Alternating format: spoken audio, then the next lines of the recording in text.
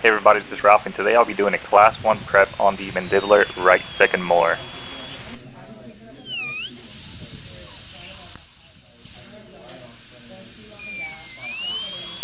The beginning part of the video, this is something you've all seen before, so I'm going to go ahead and double the speed here. That's how you get this central groove going. And I'll add an image on the right to remind you of the convergence angles you're supposed to get. I'm going down the central groove, trying to get it all nice and flat, trying to get that 1.5 millimeter minimum depth. And then once I get that central groove, I'll go ahead and start working on the supplemental groove.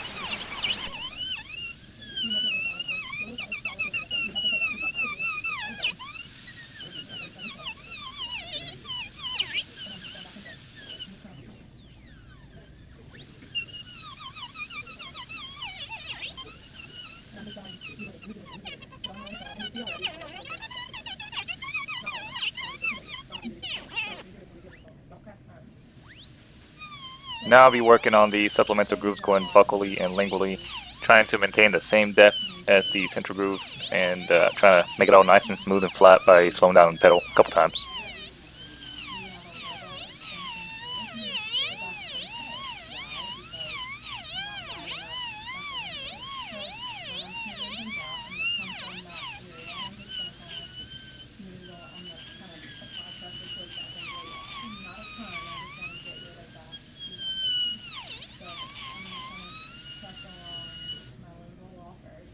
Now all I'm doing is I'll be just going back and forth once again, slowly on the pedal, making sure I don't take out any walls on accident or anything like that.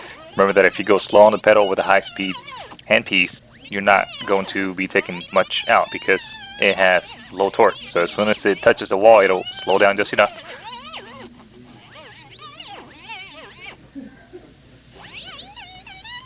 Here I am slowing down, going on the pulpal floor, making sure everything's all smooth, making those axial walls nice and smooth. And I'll be switching here to the mesial and the distal walls, and I'll be diverging. Here I am making that divergent walls on the mesial surface, the mesial axial wall, and then I'll be switching to the distal wall here in a sec. Once again, slowing down the pedal so I don't cause any excess damage or chucks to split off.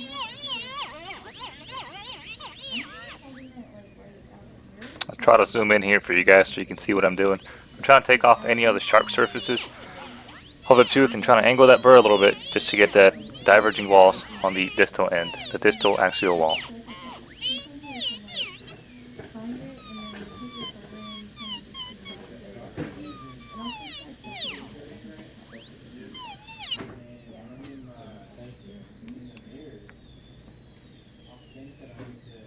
Once again, I'm trying to smooth everything out, slowing down on the pedal, just trying to get that pulpal floor nice and flat, and doing the same for the walls and the supplemental grooves.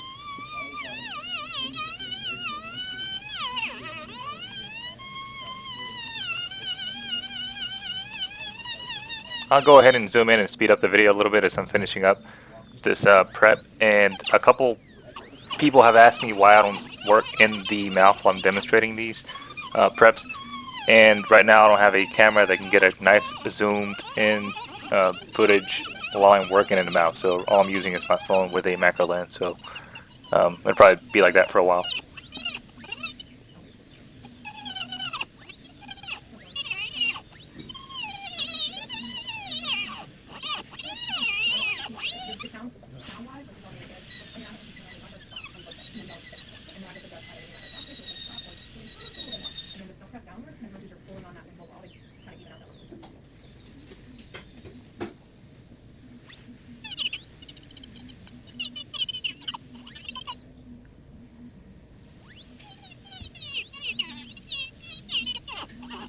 Here I am finishing the prep.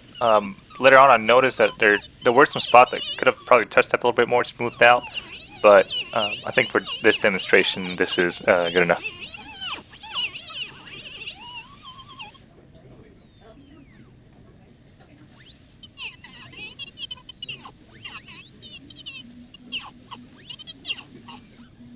We'll just go ahead and jump straight into the amalgam filling, not waste any time.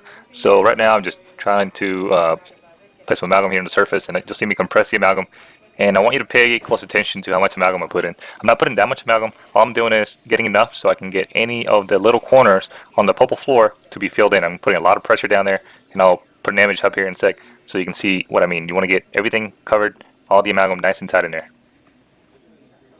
If you look at the image that I've put up, the bottom right corner, see how there's a small hole there? That's what I mean by compressing it all the way down. You want to get every little gap that stands out. And then once you're done with that, just start kind of putting a little bit of, I won't start the burn because I want you to finish this one because it looks good so far. Just start extending your burr up into just slightly, going really slow. And then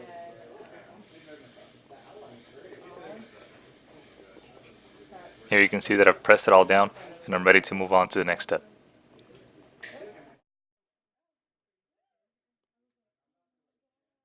I'm going to add a little bit more of amalgam and then I'm going to fill it in a little bit more, fill in that prep, and then I will be switching to the football burnisher and then the acorn burnisher as I finish up this filling and try to get the anatomy right. so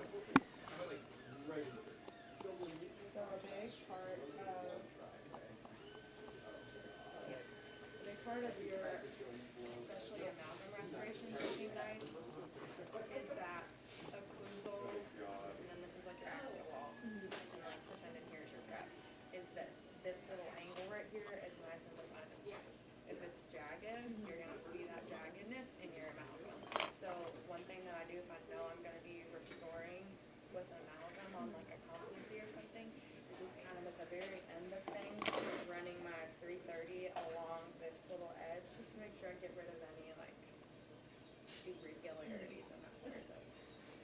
And that's just something I would be mindful of because I'm like, Here I am compressing the rest of the amalgam before I switch to the football burnisher.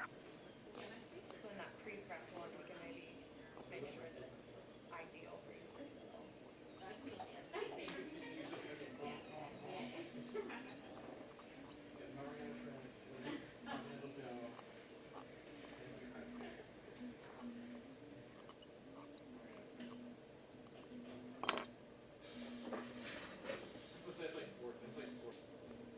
I'm going to start off by using the round end of the burnisher and just run it up and down the central groove and the supplemental grooves down to the ends and the pits.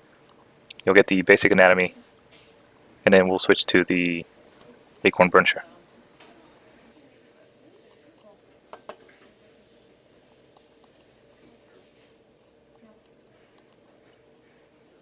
And what I would do now, because that area is pretty much almost all the way smoothed out, I would start just running it continuously along the prep and applying major pressure towards those two, like if you're feeling this where you want to extend it up a little bit. So I would just continuously boom, up, down, making that like almost smiley face. And just keep it continuous.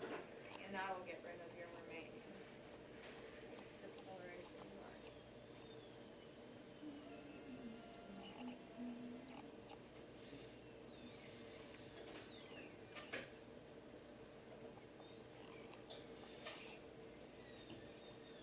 a little bit slower. Okay, yeah.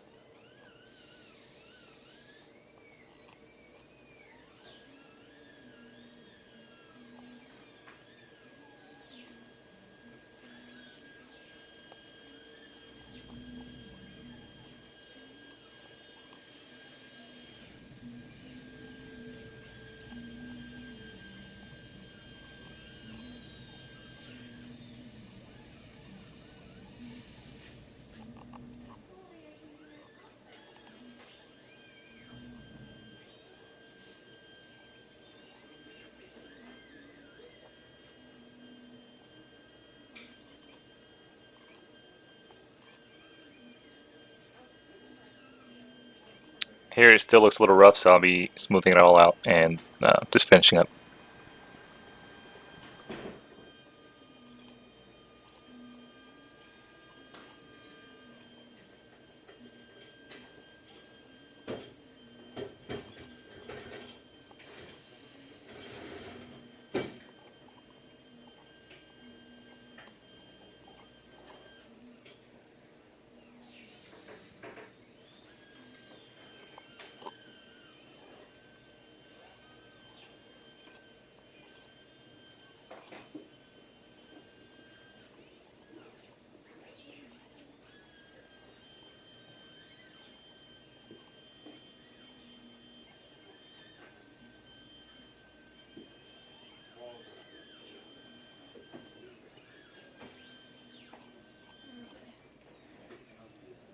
Here I use a cotton roll just to try to get any of the excess amalgam off so you can get a better look at it. And that you're not necessarily applying pressure towards the walls.